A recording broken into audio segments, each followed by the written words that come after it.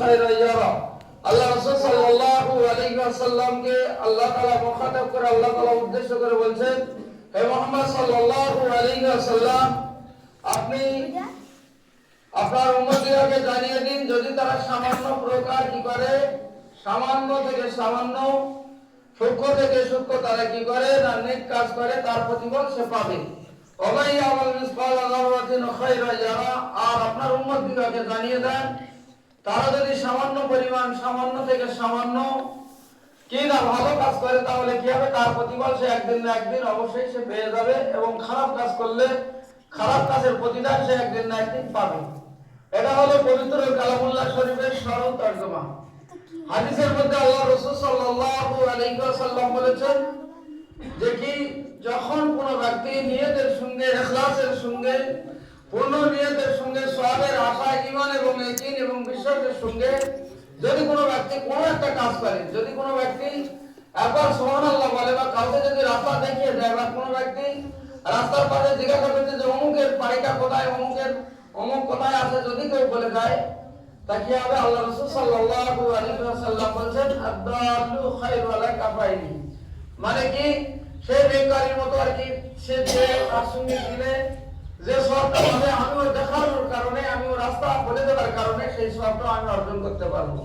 তা বিশেষ করে এরকম প্রত্যেকটি কাজের মধ্যে আমাদের আল্লাহ তাআলা আমাদেরকে কি করেছেন না সওয়াব রেখেছেন। এই আখেরি দেশে নবীর উম্মত হিসেবে আমাদেরকে অনেক ফ্যাসিলিটি দিয়েছেন।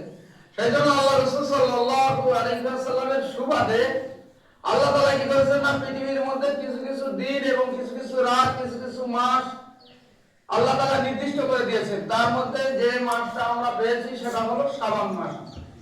নিশ্চয়ই আপনারা গত কয়েকটা জুমায় আপনারা শুনেছেন যে রজব মাসের ফজিলত, রজব মাসের গুরুত্ব, রজব মাসের সম্মান, এবং গত জুমায় আলোচনা হয়েছিল যে শাবান মাসের সম্মান কি।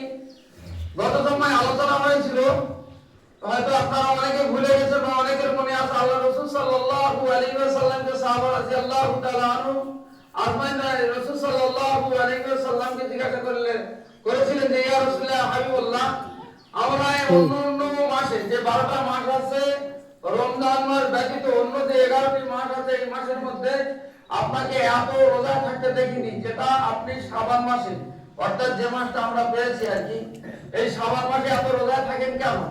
আল্লাহ রাসূল সাল্লাল্লাহু আলাইহি ওয়াসাল্লাম বলেছিলেন যে এই মাসে কি করা হয়, তুরফাউ ইলাস সামাই, মানুষের যে আমলগুলো করা হয়, আমরা যে আমলগুলো করি, সারা বছর হজ করি, যাকাত দেই, সাদকা করি, নামাজ পড়ি, তাসবিহ তেলাওয়াত করি, ইত্যাদি ইত্যাদি অনেক রকম আমরা করে থাকি আর কি।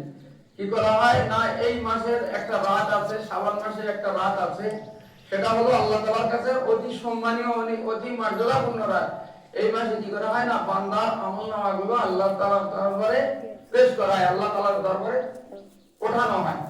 আল্লাহ রাসূল সাল্লাল্লাহু আলাইহি ওয়াসাল্লাম বলেন যে আমি মুহাম্মদ সাল্লাল্লাহু আলাইহি ওয়াসাল্লাম, আমি জানি না কোন দিন বা কোন রাত বা কোন সময় আমার আমলটা আল্লাহর দরবারে গৃহীত হবে, আল্লাহর দরবারে পৌঁছানো হবে। তা আল্লাহ রাসূল বলেন, তা আমি এটা জানি না, সেজন্য কি করি যে আমি শাবান মাসে বেশি বেশি রোজায় থাকি, যাতে করে আমি রোজাদার অবস্থায় যে আমার নামটা, আমার আমলটা আল্লাহর দরবারে গৃহীত হোক, বলে সুবহানাল্লাহ। সেই জন্য আমরা কি করব, সেই রাসূল সাল্লাল্লাহু আলাইহি ওয়াসাল্লামের উম্মত হয়ে রাসূল সাল্লাল্লাহু আলাইহি ওয়াসাল্লাম যেভাবে নির্দেশ দিয়েছেন সেভাবে আমরা চেষ্টা করব। অন্যান্য জায়গায়